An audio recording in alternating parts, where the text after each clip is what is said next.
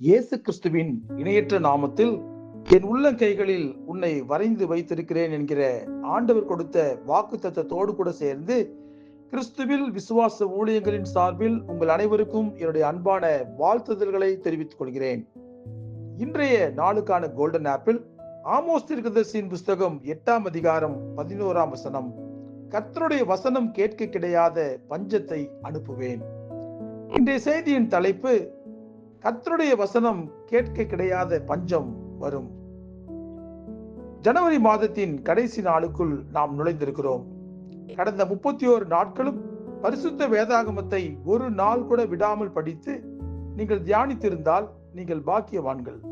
முடிந்தவரை ஒவ்வொரு நாளும் வேதத்தில் உள்ள ஒவ்வொரு வசனங்களையும் ஏதாவது ஒரு விதத்தில் தியானித்து விட வேண்டும் என்கிற ஒரே ஒரு நோக்கத்தோடு கூட தான் ஒவ்வொரு நாளும் கோல்டன் ஆப்பிள் என்கிற பெயரில் வேத வசனங்களை நான் அனுப்பி கொண்டிருக்கிறேன். அதற்கு மிக முக்கியமான ஒரு காரணம், பரிசுத்த வேதாகமத்தில் உள்ள ஒவ்வொரு தீர்க்க தரிசனங்களும் நிறைவேறிக் கொண்டே இருக்கின்றன. அப்படிப்பட்ட நிலையில் ஆமோஸ் தீர்க்கதரிசி சொல்லுகிற இந்த வார்த்தைகளும் நாம் அசட்டை பண்ணக்கூடாதவை. கர்த்தராகிய ஆண்டவர் ஆமோஸ் தீர்க்கதரிசியின் மூலமாக சொல்லுகிற இந்த முக்கியமான தீர்க்க தரிசன வார்த்தைகளை கேளுங்கள். இதோ, நான் தேசத்தின் மேல் பஞ்சத்தை அனுப்பும் நாட்கள் வரும். ஆகார குறைவினால் உண்டாகிய பஞ்சமல்ல, ஜல குறைவினால் உண்டாகிய தாகமும் அல்ல, கர்த்தருடைய வசனம் கேட்க கிடையாத பஞ்சத்தை அனுப்புவேன் என்பதாகும். இதை படிக்கும் போதே நமக்கு ஒரு பயம் வருகிறது அல்லவா? இன்றைக்கு உலகத்தில் நடந்து கொண்டிருக்கிற நிகழ்வுகளை பார்த்தால் ஆண்டவருடைய வார்த்தைகளும் நமக்கு கிடைக்காவிட்டால் நம் நிலைமை அதோ கதிதான். ஏனென்றால் ஆண்டவருடைய வார்த்தைகள் தான் இன்று நம்மை ஆறுதல் படுத்திக் கொண்டிருக்கின்றன, நம்மை பலப்படுத்திக் கொண்டிருக்கின்றன. இதை ஒருவராலும் மறுக்க முடியாது. உலக புத்தகங்களுக்கும் கர்த்தருடைய வேத புத்தகத்திற்கும் பெரிய வித்தியாசம் உண்டு. உலக பிரகாரமான அறிஞர்கள் எழுதிய புத்தகங்கள் அறிவை கொடுக்கலாம், அவைகளால் நம்முடைய ஆத்துமாவை உயிர்ப்பிக்க முடியாது. ஆண்டவருடைய வார்த்தைகள் ஒவ்வொன்றும் ஆவியும் ஜீவனுமாய் இருக்கிறது. அவருடைய வார்த்தைகள் நம்மோடு கூட பேசுகின்றன. அதனால் தான் நமக்கு ஜீவன், பலன், ஆரோக்கியம் மூன்றும் கிடைக்கிறது. கர்த்தர் மேல் பசிதாகம் உடையவர்கள் நிச்சயமாகவே அவருடைய வார்த்தையாகிய வசனங்கள் மேலும் மிகுந்த தாகமுடையவர்களாக இருப்பார்கள். ஆவியாயும் ஜீவனுமாய் இருக்கிற ஆண்டவருடைய வேத வசனங்கள் நம்முடைய உள்ளத்தில் பதியும் போது நினத்தையும் கொழுப்பையும் உண்டது போல நம்முடைய ஆத்துமா திருப்தி ஆகிறது. அப்படிப்பட்ட விசேஷித்த கர்த்தருடைய வசனங்கள் கேட்க கிடையாத பஞ்சம் வரும் என்றால் நாம் என்ன செய்ய வேண்டும்? புத்திசாலித்தனமாய் ஒரு காரியத்தை உடனே நாம் செய்ய துவங்க வேண்டும்.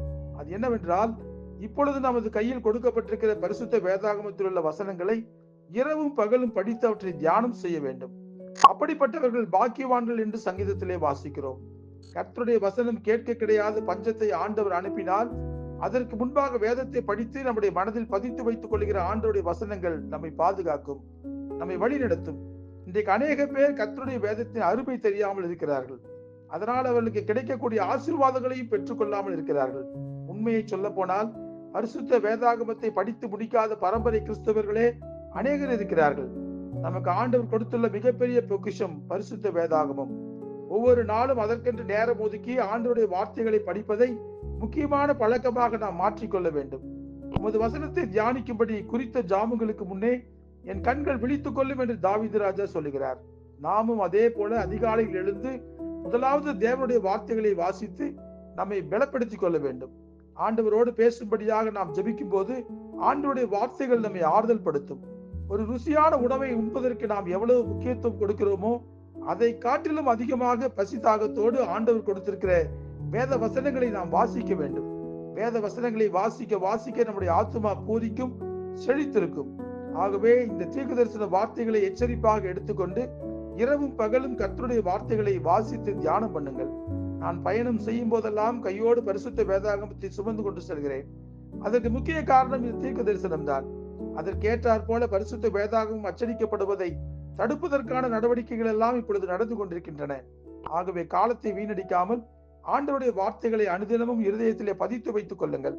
நம்முடைய எதிர்காலம் ஆண்டவருடைய வார்த்தைகளில் தான் இருக்கிறது. தினமும் 1 மணி நேரமாவது வேதம் வாசிப்பதற்கு ஒதுக்குங்கள். ஆண்டவருடைய வார்த்தைகள் நம்மை வழிநடத்தும். இந்த மாதம் முழுவதும் பாதுகாத்த தேவனுக்கு கோடி ஸ்தோத்திரங்களை செலுத்துவோம். ஜெபிப்போமா? அன்புள்ள ஆண்டவரே, 2026ஆம் வருஷத்தை ஆரம்பித்து இந்த மாதத்தின் கடைசி நாளுக்குள்ளே நாங்கள் நுழைந்திருக்கிறோம். ஒவ்வொரு நாளும் வேத வசனங்களை வாசிப்பதற்கு நீர் எங்களுக்கு நல்ல வார்த்தைகளை கொடுத்திருக்கிறபடியால் நன்றி செலுத்துகிறோம். அவற்றை தியானிக்கும் போதே அவைகள் எங்களுக்கு ஆறுதல் கொடுத்தது என்பதை எங்களால் மறுக்க முடியாது. அந்த வசனங்கள் தான் எங்களை வழிநடத்துகிறது என்பதையும் எங்களால் மறுக்க முடியாது. எந்தெந்த விதத்திலெல்லாம் உங்களுடைய வார்த்தைகள் எங்களை தேடி வருகிறதோ அப்பொழுதெல்லாம் ஆண்டவரே உண்மையான உணர்வோடு கூட அதை உட்கொண்டு எங்களுடைய ஆவிக்குரிய வாழ்க்கையை பலப்படுத்திக் கொள்ள தேவரை தாமே உதவி செய்யுங்க. பரிசுத்த வேதாகமத்தை ஒவ்வொரு நாளும் ஆண்டவரை அதிகமான நேரம் ஆண்டவரை வாசித்து தியானித்து எங்களுடைய ஆத்துமாவை ஆண்டவரை புஷ்டியாக்கி கொள்ள உதவி செய்யுங்க. இயேசு கிறிஸ்து என்கிற வல்லமையுள்ள நாமத்திலே ஜெபிக்கிறோம் நல்ல பிதாவே. ஆமேன், ஆமேன்.